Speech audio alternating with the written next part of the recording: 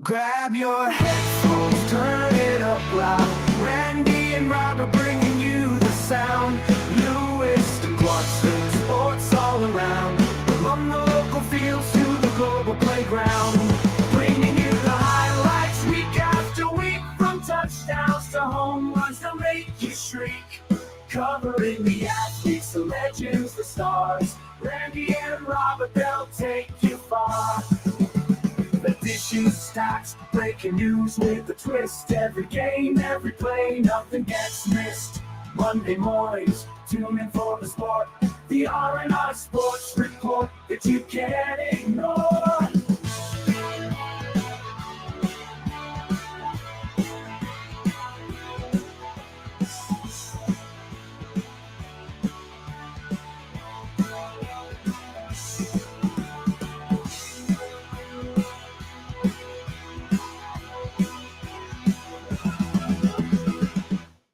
They're ready for the action. We're here to report. Randy and Robert together, talking sports of every sort. From Lewiston, Idaho, to fields around the globe. We got the news, we got the views, we're in the know. Local legends and global stars, we cover it all. Whether it's touchdowns on the field or baskets on the ball. The highs, the lows, the drama that ensues, we'll break it down for you. Share our fearless views. The R&R Sports Report, we're here to entertain. Bringing you the inside scoop through sunshine or rain. From the local to the global, our voices will be heard. Tune in now, let's dive into the world of sports. Word.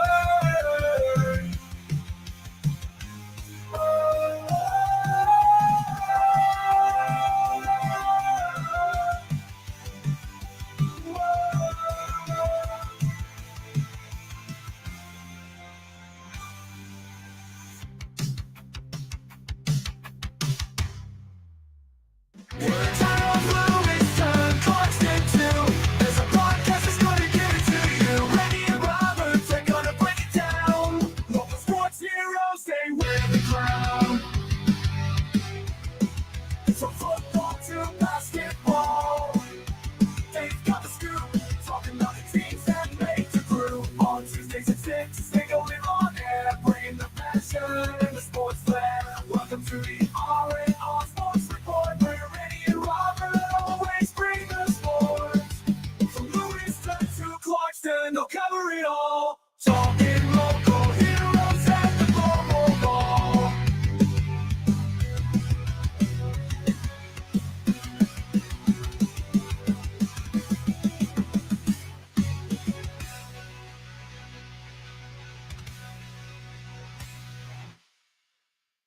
Lewiston and Clarkston, we're here to ignite, talking sports all day and through the night. Randy and Robert, the dynamic duo, get ready for the show.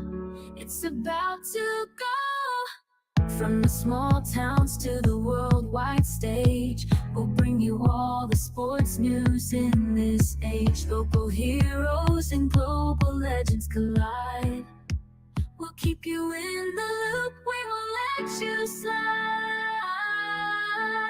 The R&R Sports Report, we're here to play. Talking touchdowns, slam dunks, and goals all day. Randy and Robert, every Tuesday, for all the sports action that comes your way.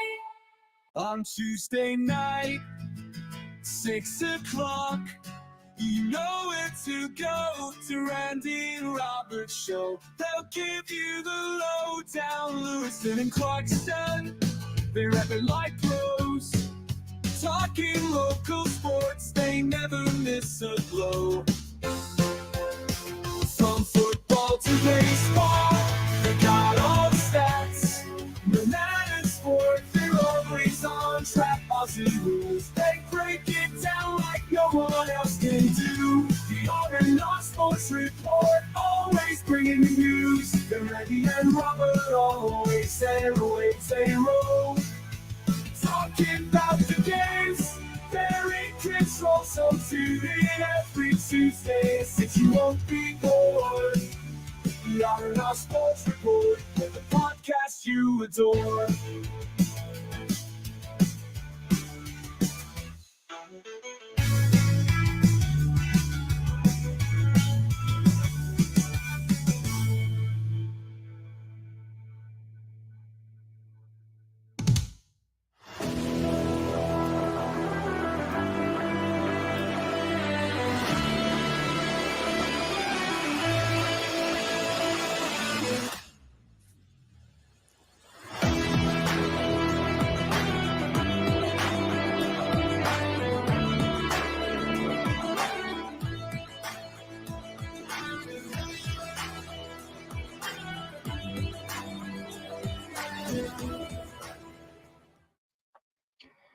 Good evening, Warriors, and welcome into another edition of the R&R Sports Report. I'm your host, Randy Isbell. With me, as always, Mr. Robert Hagan.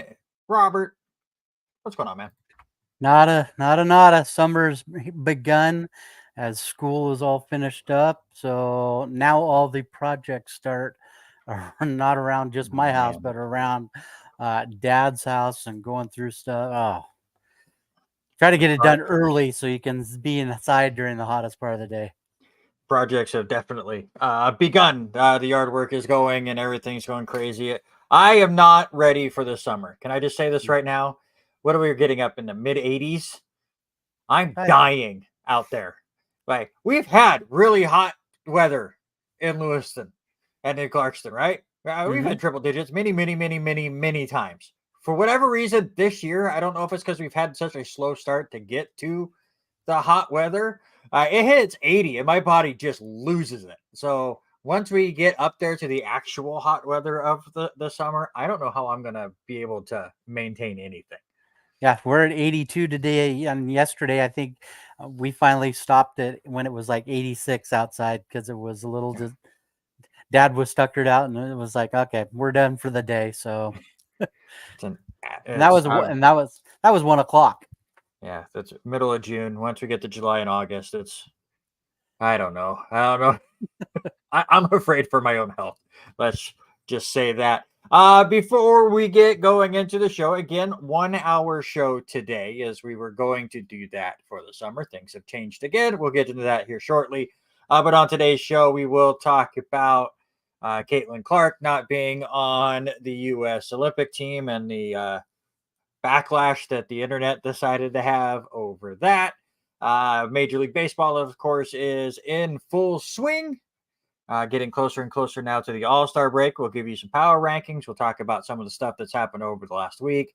Obviously, some NFL news. There's a certain quarterback that decided to not show up to his mandatory mini camp thing today. I don't know if anybody's heard. That seemed to blow up all over all the sports talk places as well.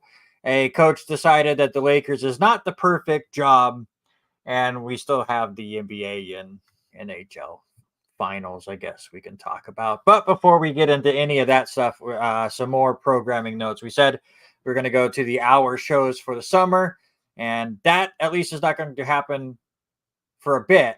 I have been offered and accepted a full-time job at the Lewiston Tribune, so my nights are now booked.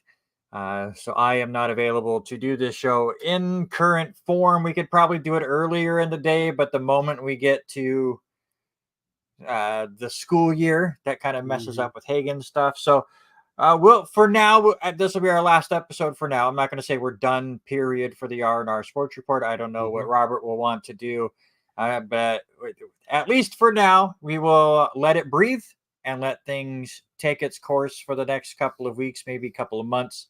See where things are at, see where my schedule kind of settles in, and maybe we will bring it back in some shape or form. Of course, we'll keep the Facebook page up and share stories as they come in. This will still be a good source for people to get that local news information out there. But as far as this podcast goes, the plan was an hour each week, and for the near future, that's not going to be the case.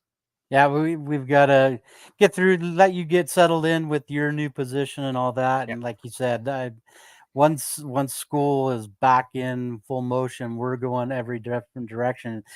Who knows what you'll be covering high school wise, and so Yeah, that's the fun thing with my position. My overall main focus in the fall, as I've been told, is Idaho football. But other than that, it's very open. Stefan Wiebe, who is going to be taking over the reins, or maybe already has, I don't know the timeline on all of that at the moment, but he will be the new sports editor.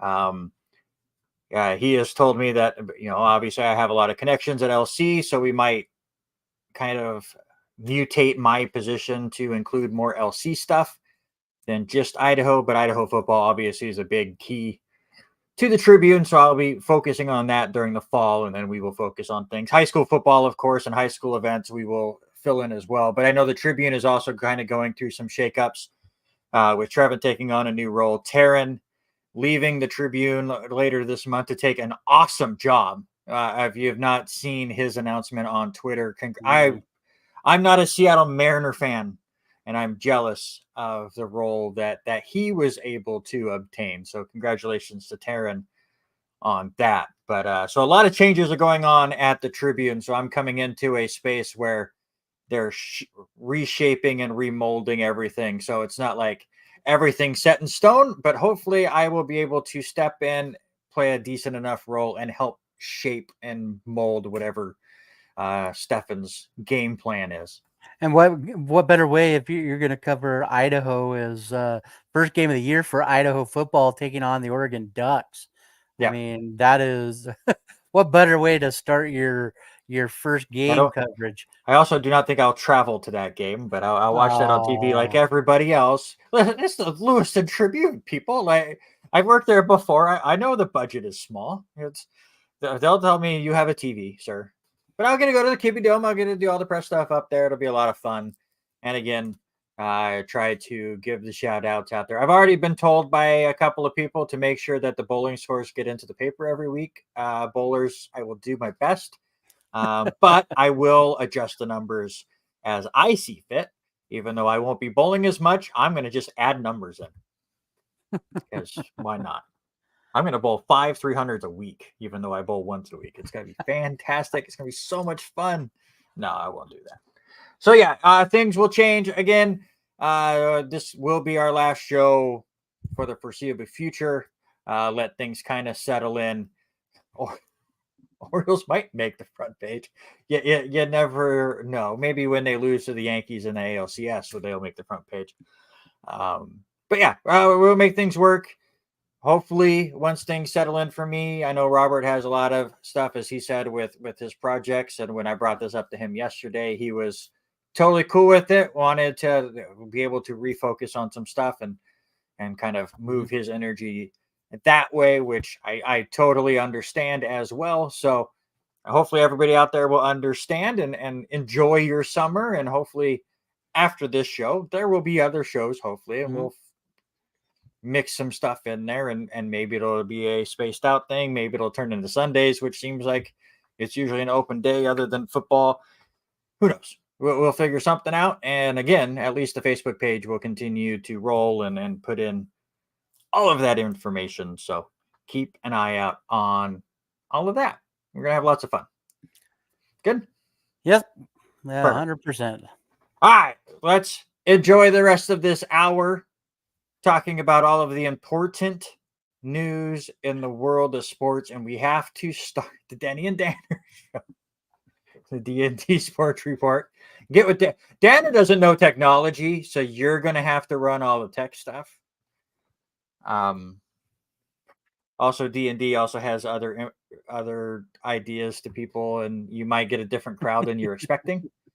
They would be really confused if you start talking sports and not dice, but that's just me. But let's start with the biggest news that's kind of happened over the last week, and that is an athlete has been held out of one of the biggest events of the year, and everyone is losing their mind. And yes, I am talking about Joey Chestnut. not being allowed to participate in the Nathan's famous hot dog eating contest. How in the world can they have a hot dog eating contest on July 4th without the man that's won 437 of them? Yeah, and what's crazy is if you go back and look at some of the stats, and that's the first thing I thought of when I saw that he wasn't going to be there, was how many hot dogs is going to win this year's contest with him not in participating. So 7.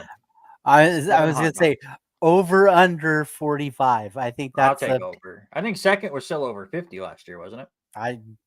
I'm not sure with that, but you look at some of these guys that participate in it, most of them average right about 30, 35, 40 hot No, dogs. I But lied. yeah, According to the article, Chestnut had 62 last year, and Jeffrey Esper finished second, and he had 49. But I would still take the over 45. Yeah. My favorite thing is the release that Nathan's Hot Dogs put out for this story. My favorite out of the whole thing. So basically, the thing is Joey Chestnut signed with another hot dog company. We have sponsorship drama. We have hot dog drama. Is what's going on here in the United States. The best part is, have you heard what the company's name is and the product of the company? I know it's a plant-based hot dog, but I forget what it's called. Impossible Foods, and they are a plant-based company. Yeah. And they are a rival to Nathan's Hot Dog. Are they the people that help like Burger King do the Impossible Whopper? I don't know. Yeah, Megan knew. Why did I heard too? I don't want to know. This dad joke is gonna hurt. But I'm very much you wanted to be on the honor roll. I knew that was coming. Well done. Well done. Absolutely well done. But anyway, in this press release from Nathan's Hot Dogs, one of their sentences starts with Joey Chestnut is an American hero. Mm-hmm. Do you take Joey Chestnut as an American hero? If we did a sports related draft right now, off the top of your head, of American heroes, but they have to be sports related. We'll even keep them sports related. Would Joey Chestnut make our draft? Mm-mm. Not even not even close. But according to Nathan's Hot Dogs, he is. I would put Lex Luger over him, and he was horrible when he slammed Yokozuna on the but then he lost to Yokozuna in an actual match. That's very true. Because he's selfish and glutton. That's Joey Chestnut. So I'm now curious if we are going to get the Joey Chestnut versus the Japanese guy that was before Joey Chestnut that got banned. Do you remember him? They made a whole 30 for 30 on him. Kobayashi, yeah. Yeah. Kobayashi and Chestnut. Maybe we'll get that one-on-one thing. That's what they could do. Do the Impossible Hot Dog Eating Challenge on July 1st as Kobayashi versus Joey Chestnut. One-on-one, put it at the same time against the Nathan Hot Dog Eating Contest, and then we'll really have a rivalry in the States. What do you think? Oh, that'd be awesome to see those two go at it. I was trying to even Sonia Thomas, who's known as the Black Widow. She's done 45, but I don't think she's doing any kind of competitions anymore. I don't know. We've spent too much time on the hot dog contest as a joke. But no, the real story that's going on throughout this week of the athlete that is held out of a big major sporting event this year was Caitlin Clark being held off of the U.S. Olympic women's basketball team, and everyone lost their minds. I'll ask you the simple question. Did the selection committee get it correct or incorrect in this decision? For me, I think they've probably got it correct. You look at this team and how stacked this team is of talent on there. She doesn't have really 14 games under her belt now, professional under her belt since the start of the season. Yes, she's had a dominant career in the college rank, but you've got I think there's 8 of these young ladies that are on this team that have Olympic time on the court playing those things, have medaled and been Olympic medalists. And I think, let her get another, get a couple years under her belt and then go from there. But, she's been so much in the press over the last 2 weeks, 3 weeks that, uh, you know, why not everybody jump on the train of she was robbed out of it? I don't think so. I think this is a solid crew with Collier, Gray that is on this, Griner, Tarasi, some big names in this group. My question to you is, does it matter who's on this team at this point? While the men's Olympic team had the dominance in the 90s with the Dream Team and they rolled for a bit, and the rest of the country, or the rest of the world, excuse me, has kind of caught back up. It has become more of an international game. Mm-hmm. On the women's side, the U.S. have dominated since 96 to the point that they've never lost a game at the Olympics since 92. So I understand the argument. That's an interesting one too. But to me, and I think the bigger argument is not she deserves it because of the playing style. It's ride the money train as long as the money train's still going. And we've seen attendance numbers for the WNBA and the attention that the WNBA's got. Talked about it last week with the shove that everyone lost their mind over, even though it's just something that happens in basketball. Is an illegal play? Absolutely. Is it dirty? Yes. Is it uncommon? No, it was not an uncommon play of somebody getting upset. But Caitlin Clark has just taken over this weird aura about her as far as attention. So why not use that in a worldwide stage and really bump those ratings?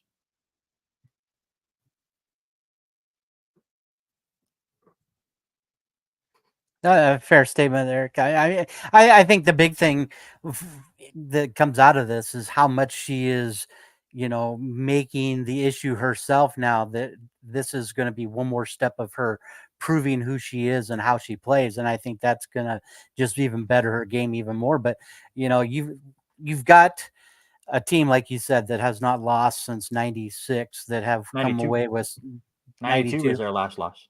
Yeah. So when things started in 96, they've been winning since. And you said it, you've got a veteran on that team in Diana Taurasi, who just turned 42 today. That is one of the major faces of this team and in the forefront of the country. So I think, what better way to get, one more goal, one more push out of her. And then maybe that's the changing of the guards between Taurasi, and you see the Caitlin Clark come in as Eric made it. The Olympics are back here in 28. I mean, what better storyline could that be? And honestly, I mean, I get what Denny is talking about with Brittany Griner, but she's obviously a fantastic basketball player. She's a lightning rod for controversy herself with everything that happened in Russia and getting her back to the States.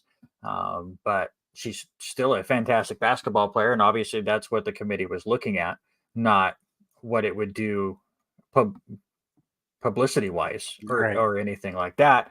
So having Brittany Griner on the team absolutely makes sense. It's just interesting to me. And I'm not saying they're right or wrong. Because again, all of this works in the WNBA's favor because they put Caitlin Clark on it. Sure, you might get some extra eyeballs on the Olympics, but you don't continue to be on all of the talking shows, which is exactly what that sport needs right now. They need the attention. They need to create this kind of controversy to get the eyeballs on and then use what is on the court and their product to keep people to continue to watch their sport. So it totally makes sense. And I don't think it's a horrible decision to keep her off, even ratings wise, because like you said, like Caitlin Clark is put on the Olympic team. We talk about it for one day. Here's the Olympic team. And then we don't talk about it until the Olympics. Here, it became a week-long thing on X and on Facebook and on First Take and on First Things First and on all the other shows. They talked about it a lot. So totally makes sense. And Eric makes a great point that in 4 years, when the Olympics are here and Caitlin is going to be on that team, most likely, then sure. And also, who knows if in 4 years Caitlin Clark is still a thing. Right. We expect her to be. We expect her to continue to be a fantastic player and be possibly the most popular player, or be that mix that LeBron James is now, whether you either love her or hate her. And that's kind of just what happens with popularity in the world of sports. But she could also just fall off the map. I mean, go back to 92. There's one player on that team that is not in the Hall of Fame, and that's Christian Laettner. And everyone now goes, oh, it should have been Shaq. But back in 92, nobody was saying that. Christian Laettner was the most popular college basketball player. And he was the no-brainer to be the one amateur player on that team. He just did not have the professional career that Shaquille O'Neal had. And now everyone's like, oh, they messed it all up. We all think Caitlin Clark is going to be the star in the WNBA for years and years and years. But maybe she's not, because we can't tell the future. And there are people that start off strong, Jalen Rose, and completely fall off the map. Right.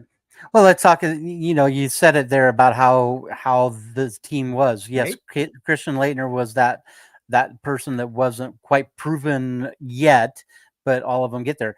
You look at the roster right now that the women's team come out with.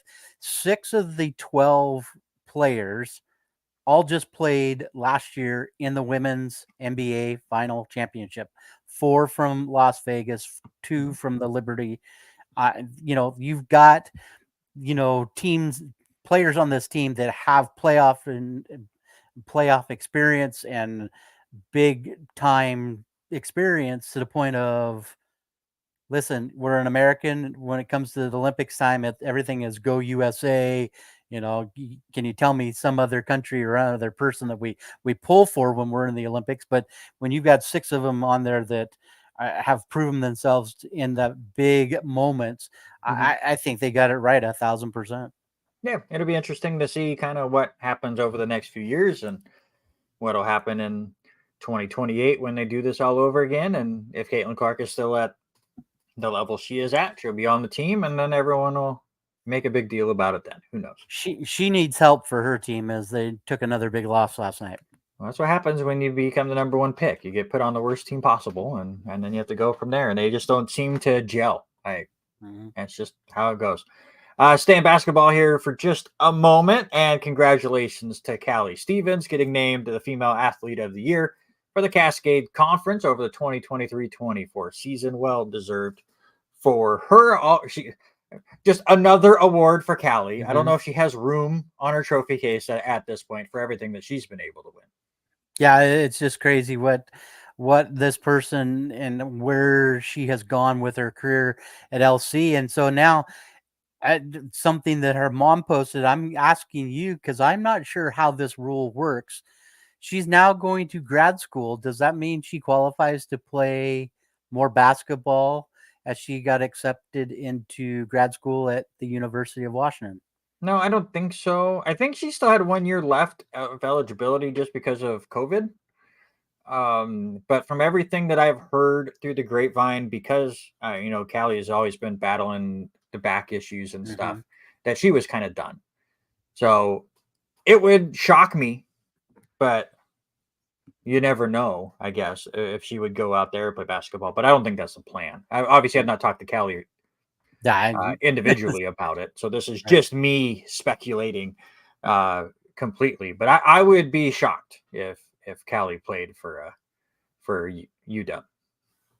But still, very, very cool that she's going out there for grad school and continuing what she wants to do and brightening her future. And we obviously wish her the best. It was so much fun over the 3 years that I helped with LC, being able to watch her on the court and what she was able to do for the women's basketball team. Let's move on now to Major League Baseball. A lot of stuff has been going on as we are now into June. Things are starting to take a bit more shape. And there's a certain team still at the top of the AL East, and it is not the Baltimore Orioles. So it's still a good day in America. Nah, it's been a lot of fun. Did you watch any of the Yankee Dodger series this weekend? I did not get to watch any of it, as busy doing the other things going on right now. So Other than the second half of Saturday, when the Dodgers just put the butt whipping on the Yankees and blew it away, I like the tension that was going on in that series. A lot of people are saying World Series preview. I'm not going that far. There are too many good teams elsewhere. Baltimore, of course, is one of them. The Phillies, I think, are a better team than the Dodgers overall in the National League right now. And when was the last time the best two teams in the power rankings, even whether or even record wise, in June, ended up facing each other in the World Series? It never happens. Usually, the best two teams with the best records at the end of the year don't meet up in the World Series, because it's who's hot at the right time, and then they go on quite the run. But it was a fun weekend series, even if Juan Soto was unable to participate in it because of his forearm tightness. He is back in the lineup. He is back looking like he is okay for now, but we hold our breaths as Yankee fans that he continues to stay that way, though there is a certain Martian who is waiting in the wings, coming back from his Tommy John surgery, who can step in at a moment's notice, but we would much rather, as fans, like to see Soto, Judge, and the Martian all in the same outfield at some point. That would be great. yeah, that would be crazy to see them out. So I'm going to throw something out, and I typed it in there earlier, just because I was watching the pregame to the Philadelphia Phillies thing, and Soto was the topic of a player poll on The Athletics of the most overrated player right now, and this quote came from an anonymous player that was part of this player poll, and it said, "Could be a spite pick. To be honest, I feel all he has done is walk and hit singles, and doesn't hit for power like he's portrayed. Also, he's not a good fielder." So I went to his stats and I looked at what his current stats were in the season. So far, 65 games and 242 at bats. He's batting .318, 77 hits, 50 runs, 17 home runs, 47 walks. He's got an on base of .425, a slugging of .599. This player, whoever made this comment, and you listened to Pedro Martinez go off about this, as he wants to know who this player is. Listen, he's on pace for over 30 home runs. The slugging numbers are given, but who wouldn't want a player that's getting base hits on a daily, getting on base and making things happen in front of Aaron Judge, in front of these other people, making things happen, making things better? 100%. I've known Soto's been a great player for years, whether he's on the Nationals or the Padres, but watching him as a fan of the Yankees, so I'm watching him more because I'm obviously I tune into Yankee games far more than I turn into other teams. It's just a marvel to watch. Is he an A+ fielder? Absolutely not, but he's not as bad as a lot of people portrayed him to be when the Yankees traded for him in the offseason. He's a fine right fielder, and he gets the job done out there, and I don't take that away from him. He hustles, he plays every day that he can. Obviously the right forearm stuff took him out for a few days, but he wanted to be out there. The fact that he's overrated is exactly what the guy said. It's a spite play. Nobody out there is saying that he's going to hit 70 home runs, but he gets on base all the time. He works the strike zone beautifully for a guy that's 25 years old. He's 25 until like October. He's an extremely young player that feels like he's been in the league for 6 years. He was with the Nationals when he was like 18 or 19 years old. He's just a complete phenom, but people for whatever reason go, oh, he has to be something he's not. But I think you nailed it perfectly. What else do you want from the guy that's hitting in front of Aaron Judge, who is once again on pace to hit 60 home runs if he stays healthy? You want a guy that gets on base, and that's exactly what Juan Soto does. Well, looking at it, his stats so far, he hasn't made an error yet this year in right field. Yeah, As I was he's had in some that were more. He let a ball get over his head that he probably shouldn't have. That doesn't turn into an error, but that were not runs saved. Right. I think that's a better metric for outfielders. Gotcha. Run saved instead of errors. But that's just me. Some news for the Seattle Mariners. Brian Wu gets scratched from his start on Tuesday with right forearm stiffness. And I will say this right now. I was concerned about Juan Soto. I'm not a Mariners fan by any means. Everybody knows this, but I am very concerned for your young pitcher. Brian Wu is so fun to watch. Even when he diced up the Yankees a couple of weeks ago, this guy could be a stud pitcher if he stays healthy. And any pitcher that you hear forearm tightness, you start to wonder if this season and some of next season is now done. Yeah, it's going to be a big question mark as they still haven't relayed any kind of information from the test. But yeah, three wins on his 6 starts with a 1.07 ERA. I mean, he is just cut down everybody, only giving up right now, I believe, 15 or 16 hits total in his 6 starts. So this one's going to be a little on the scary side. Yeah, I am definitely worried, and you don't want anybody to be injured. But that is a big blow. Speaking of phenoms, how about Paul Skeens? Like really showing up as the ace that everybody expected. He just left the game against the Cardinals. He's going to get a no decision, unfortunately. He goes 6 1/3, gave up 5 hits, no runs, no walks in the game, and he struck out 8. Unfortunately, he leaves in a 0-0 ball game as Miles Michaelis goes out there, gives up 1 hit and 1 walk and 6 strikeouts so far. Also, no runs allowed for Michaelis. But Paul Skeens, another one of those young pitchers that you need to go out and watch for sure. He is amazing on the mound. You look at Brian Wu, 24 strikeouts to just 2 walks, so 12-1. You look at Paul Skeens, 46-6. Yeah, I mean, the dude throws heat and throws. However, we talk about Skeens and throwing over 100 as a starter. Usually, if you're a smart manager, you go from the heat to somebody that has nasty movement, right? You would change think so. the pace up. The Pittsburgh Pirates went from Paul Skeens to Aroldis Chapman. Skeens has more movement than Chapman, right? But you just went from heat to heat.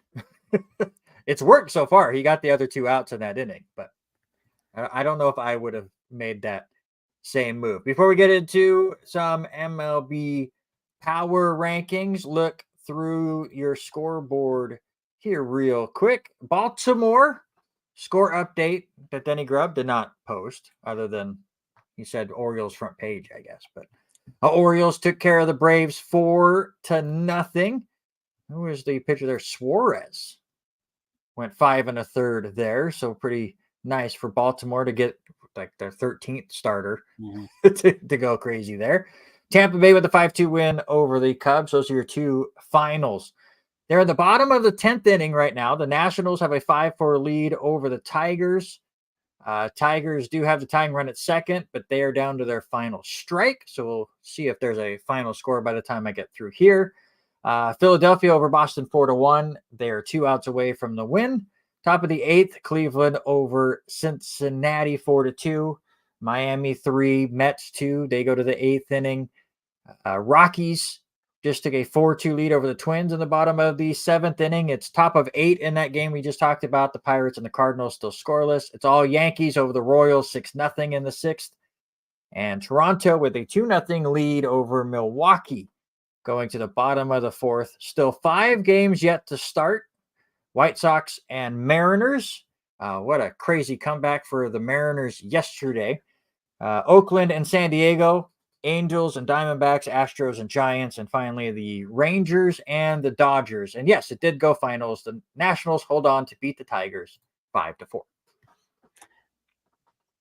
Yeah, I was going to tell you too. You talked about the only other thing I knew about your game this weekend was New York came back and won there on Sunday. The only reason I knew that is we had about 20 Clarkson school students back there doing their what is it once every couple year trip to New York and Washington D.C. So they were going to that game and said it was fantastic game. Oh, the energy was insane.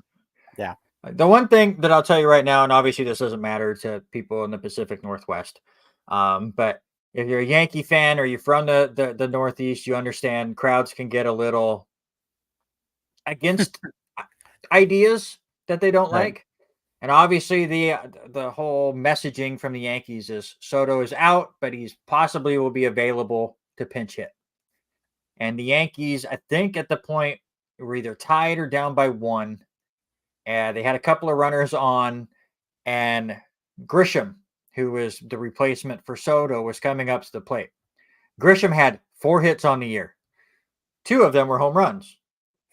So the crowd chanted, "We want Soto," while Grisham is at the plate.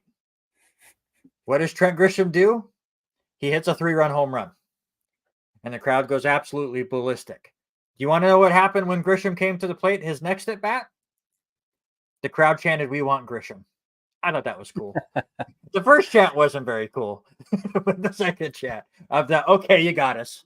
Well, Yeah, I was here we happy go. with that. Here we go. All right, let's get to your MLB Power Rankings. Your last for a bit here on the R&R Sports Report, and mine do not change at all from last week. The New York Yankees are still at number 1. I think currently they are second as far as winning percentage, just behind the Phillies, but they do have a 2-game advantage in the win column, 47-21. Thought about knocking them down because they did lose 2 of 3 to the Dodgers, but other than Saturday, that series was extremely close. That Friday game was insane. If Grisham could put down a bunt in extra innings, maybe the first game goes differently, but that team is still set. And oh, by the way, Garrett Cole makes his 3rd rehab start on Friday. They are 47-21 without their ace this entire time, so I'm excited for there. Phillies are number 2.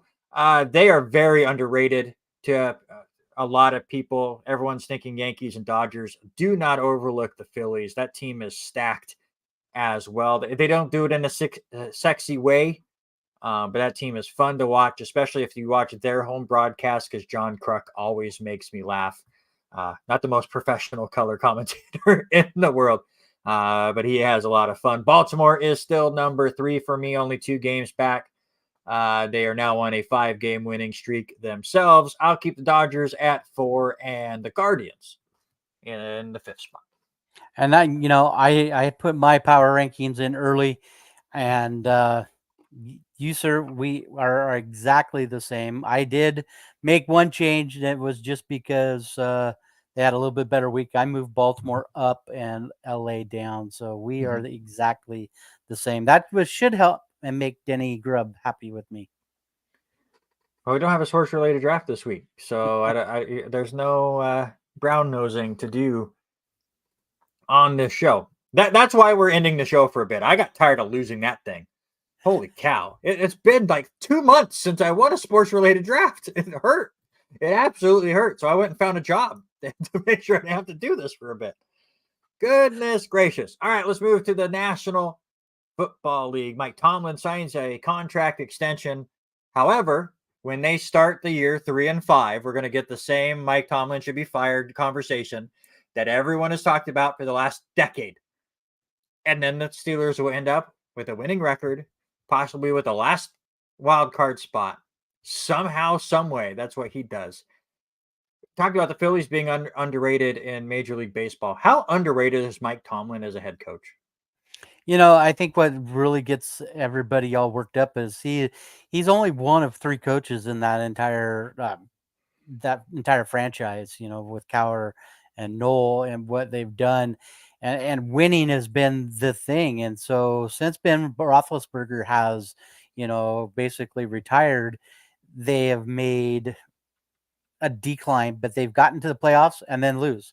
So what this franchise, this fan base they want wins. They want you to get through into the playoff system. But you look Mhm. at how stacked the AFC is compared to now. Yeah. NFC is starting to get they're starting to get there, but AFC has got some unbelievable teams coming out and playing, and that's the biggest thing that can save Mike Tomlin is if they've got to get out hot and they've got to make it to the playoffs and they got to make some kind of playoff run. But for them to give him 3 more years, here you go. But Yeah, it's a little. Yeah. I don't know if they have to make a run. He was given Russell Wilson. But I mean, you got Russell Wilson and Justin Fields. There's going to be some competition How there. many I think playoff wins has Justin Fields had? that's the thing. He's We're going to not see good after. either. The Bears went, oh my God, get rid of him.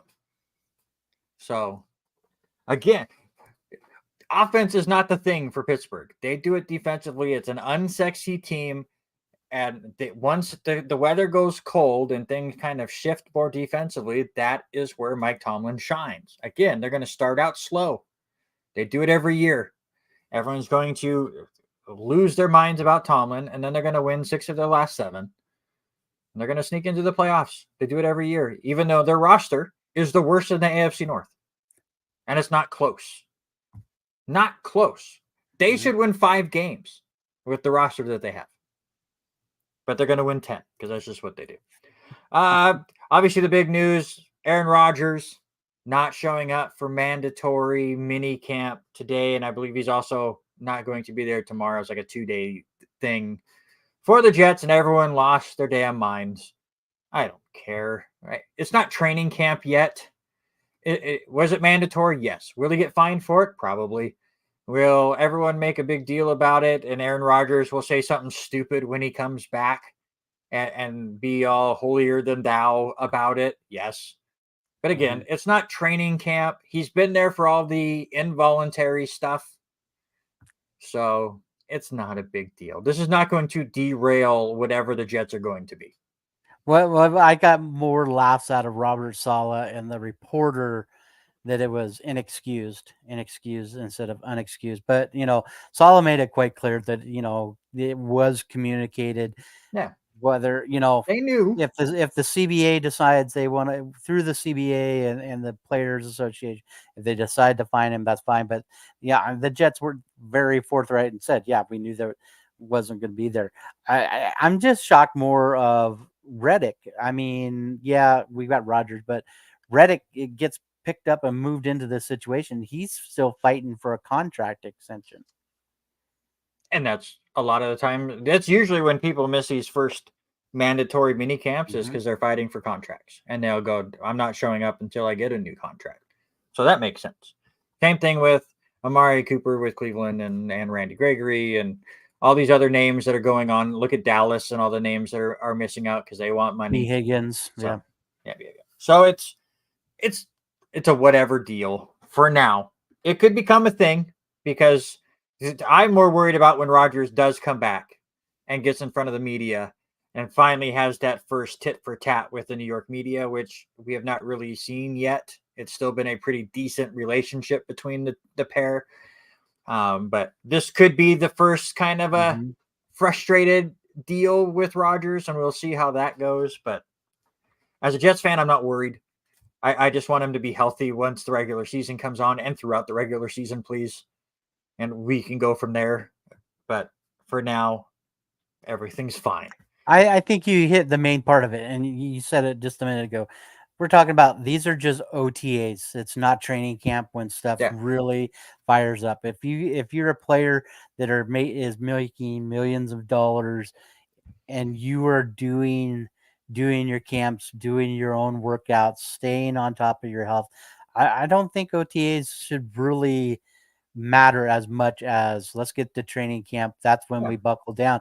If you've got a playbook that say is 5 inches thick, which some of these places do, your time at OTAs and from Mm-hmm. OTAs to training camp is when you should be crunching and really focusing on you, I think.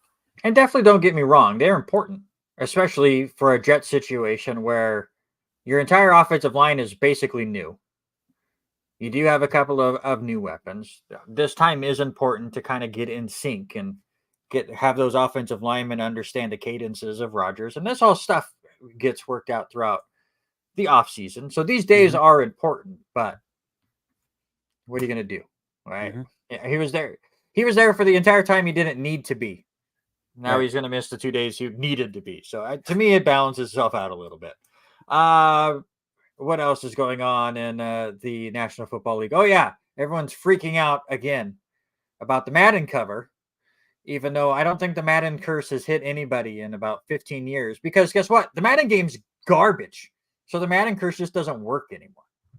What's funny is what they talked about it a little bit on Pat McAfee this morning, and they were really talking about more of how people were going to get into the NCAA game more, and they're going to have to force the hand of Madden to make some changes. They're going to have to do something. EA's has got that step ahead, and Madden's got to do something, whether it's change, they've got to change some of their franchise issues. Well, I'm still waiting to make sure that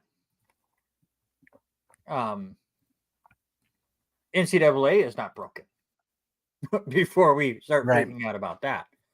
The thing that just makes me laugh, and we as gamers, we all knew this was coming, but I'm still shocked that they made this decision years ago and it's happened here. We've already had a Madden 25.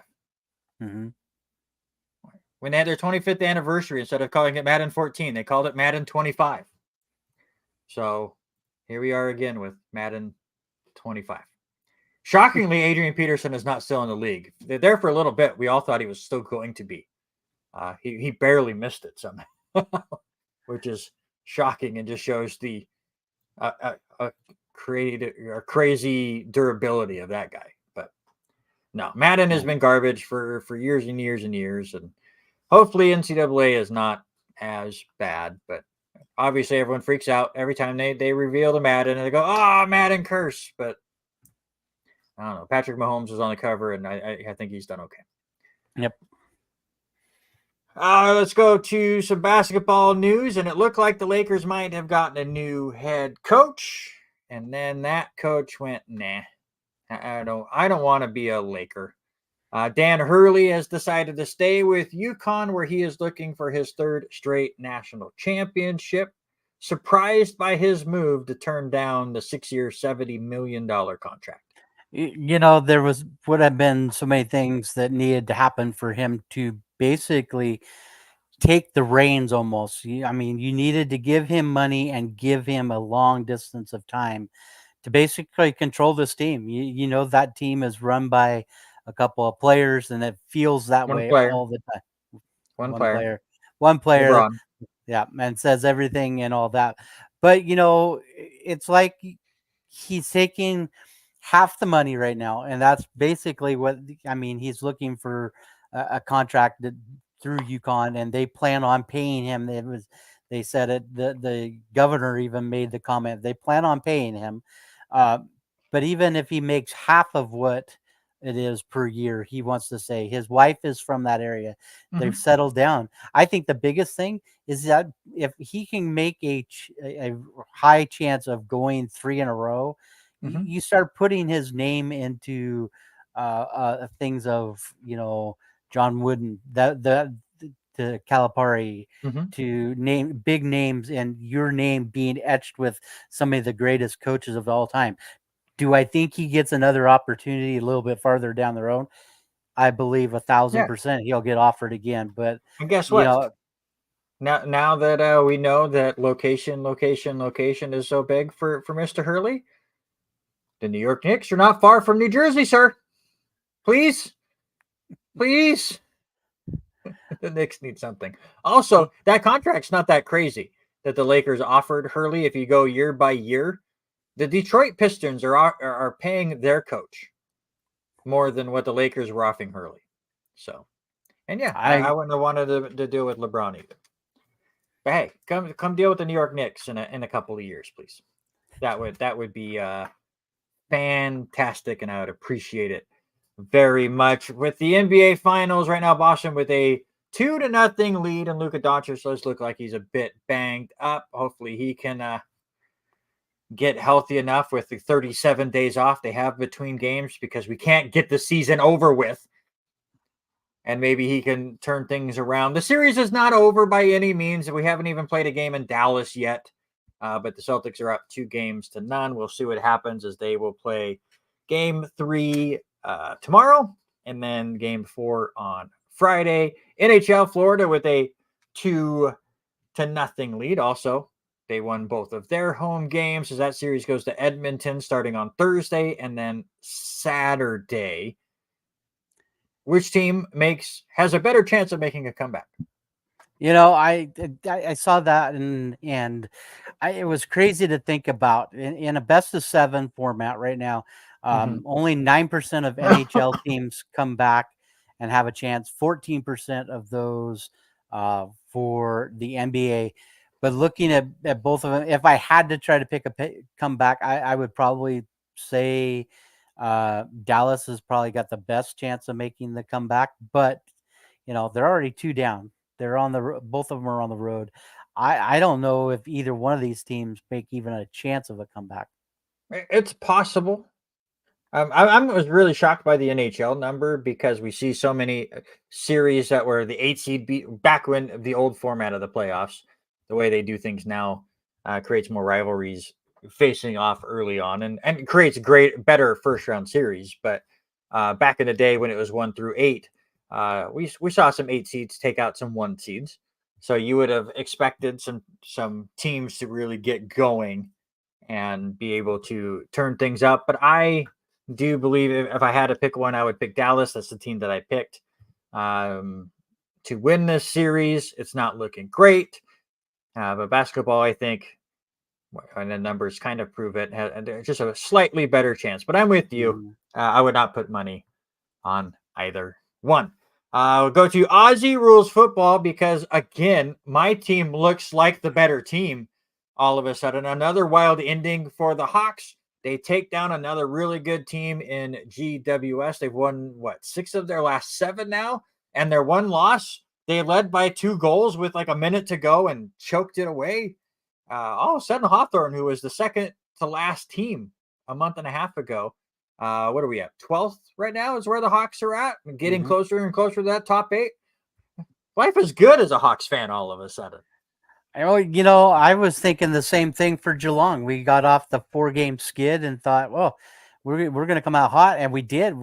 You look at what Geelong did against Sydney, held them to no goals until the 8-minute mark of the second period, and then all of a sudden, the second period was not the friendliest of periods for Geelong, as they had a 35-point lead going in, 8 minutes to go. And going into the halftime, only led by 5. And then meanwhile, it just kind of blew up and went downhill for the Cats. I got to see firsthand why Sydney is number 1, how quick they are, how quick they were to attack and get those back-to-back goals, 2 back-to-back goals within just a few seconds happening. Yeah, Swans look insane. I continue to watch the highlights of all these different AFL games just to kind of keep up to date with them. And man, that team is really fun. But hey, congratulations though to North Melbourne, the Roos, with their first win of the year. They beat West Coast by 9, so they are now 1-11, and they still got some work to get out of the wooden spoon spot. But congratulations to Harry's North Melbourne team there. And yes, Western did lose to Brisbane by a bit. It will be nice and say a bit. But yeah, Sydney right now just dominating. They have a 2.5-game lead over the Field. The Blues, who I picked to win the whole thing, are back up there in second place. I'm feeling pretty good about that, but I don't know who's going to end up beating Sydney as the season goes on. Again, we're just starting the second half of this year. Anything's possible, but we will see how things go. Three games on TV this week for you. Friday morning, it's Brisbane and St. Kilda. Saturday morning, it's Adelaide versus Sydney. So DVR or whatever you have to do to watch that, or check the highlights out on YouTube. And then GWS and Port Adelaide on Saturday night, 11 p.m. Pacific time there. I just love the fact that Hawthorn and Western have the same record. Who would have thought about a month and a half ago that was the case? Real quick before we wrap things up. So Denny, that happened 2 weeks ago. They just been replaying the highlights. Listen, but he's watching. Let Denny get into the PBA and get into bowling. We very much appreciate it. I hope you watched, because they did do the Tour finals this week. If you watch Jason Belmonte and all them, I haven't watched it yet. Get caught up this weekend, because that was an interesting weekend of bowling with Marshall Kent, Kyle Troop, Jason Belmonte, Bill O'Neill. Go and find it, Denny. Go and watch it. You will enjoy it immensely. But real quick before we wrap things up for this show, it wouldn't be an R&R Sports Report if we didn't get super nerdy and talk some wrestling real quick. Don't go anywhere, though. It is literally 2 minutes of your time. We're going to run through this card, give our quick predictions on it. You ready? Yep. All right. Clash at the Castle is the next WWE Premium Live event on Saturday.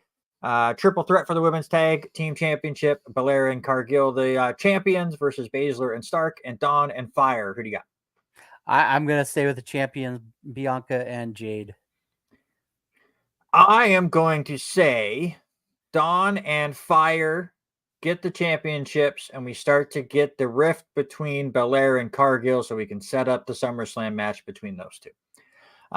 Bayley versus Piper Niven, WWE Women's Championship. Piper Niven in her home country. I'll take Bayley. Yeah, as much as I would like to say Niven, I think Bayley pulls it off. AJ Styles and Cody Rhodes in an I Quit match for the WWE Championship. Love the story. Would love to see a quick bounce of the titles between Cody Rhodes and AJ Styles, but I think Cody wins. Yeah, I think Cody wins. Even if Anderson and those guys are down ringside. Mm-hmm. Sami Zayn will defend his Intercontinental Championship against Chad Gable. Who do you got? Give me Sami Zayn, and watch the fireworks of Alpha Academy go down. Give me Chad Gable. It's all a setup. Give Gable the belt. He deserves it. And finally, Damian Priest versus Drew McIntyre for the World Heavyweight Championship. Who do you got? You know, I think they drop it to Drew. Give it to Drew. He's in his home country. He lost last year. I think this is his year. Big news that came out of Raw. Judgment Day is banned from ringside, but you know who is not banned from ringside? CM Punk. Punk and McIntyre is your SummerSlam match. It's not going to be for the title. Damian Priest is winning this thanks to CM Punk. And Drew McIntyre will have boo-boo face at the end of the show for the second year in a row. There you go. That's our Clash of the Castle stuff. Let us get to our wrestling stuff. So if you did not join us at the beginning of the show and you're just catching up here at the end, again, this is our last show for a bit. I have taken the full-time job at the Lewiston Tribune as a sports writer and covering the Idaho football team along with other local things. So that will take up a lot of my nights, and it'll be difficult to always have a set time for this show. So we're going to let those things kind of settle in, let Robert work on some of his summer projects as well. And maybe in a month or two or three, we'll be able to reconvene and figure things out, and maybe try to find some format for the R&R Sports Report to continue. However, the website, the Facebook page is not going anywhere. Robert will continue to share different news stories out there, get the word out to all the local sports athletes, and give them their props when need be. But as far as the show goes, it's on hiatus starting here in about 2 minutes until we get things settled in, but hopefully it'll be back. Yeah, 100%. And nothing but support for both of us as Randy starts his new job, and excited for you with the Tribune and dealing with U of I and Thank you. LC and all that. So, and like as he mentioned, I'm going to be taking some time to do some stuff with family things, and so we're not going anywhere. We're staying in the valley. It's just Nobody's dead. taking a little break as far as the weekly Tuesday thing. But you're gonna catch us. We're still gonna be doing bad brackets. I know Randy's working on bad bracket stuff. We'll see. Yep, Bad how Brackets is that's still going. here. 80s comedy movies just came out on Monday. It was hilarious. Ice cream flavors is our next one. We'll record that this weekend, and that'll be out on Monday. We got some fun stuff down the pipeline, though. Will that be every Monday? We'll see. We'll see what my schedule does to my ability to record that as well. But we'll make things work. And listen, if something crazy goes down in the valley and we need to have an emergency pod, better be ready, because again, we will hop on when possible. But as far as the weekly Tuesday show, for now, it's on hiatus. And I want to thank every single person that has made this possible over the nearly 4 years that we did this every single Tuesday. Only missed a week here and there because of the World Series or Avista or whatever. 186 of these. Thank all of our guests, of course, that have come on throughout the years. Alicia has the dominating reign for the most visits to the show. Obviously, I want to thank Denny and Eric and Brian Bremling for being a guest host at times. Harry Broadhurst has been on a couple of times. Sean Garmer was a guest host as well. So thank everybody that's been able to help keep this show afloat. That's Harry Pooper, by the way, not Denny Grubb, but I do see the resemblance. That's well played, Denny. But no, I appreciate every single one of you. We're not going anywhere. We're still in the valley. We're still going to give you local news. But for now, this is Robert. I am Randy. We are the R&R Sports Report. And for a little while, we are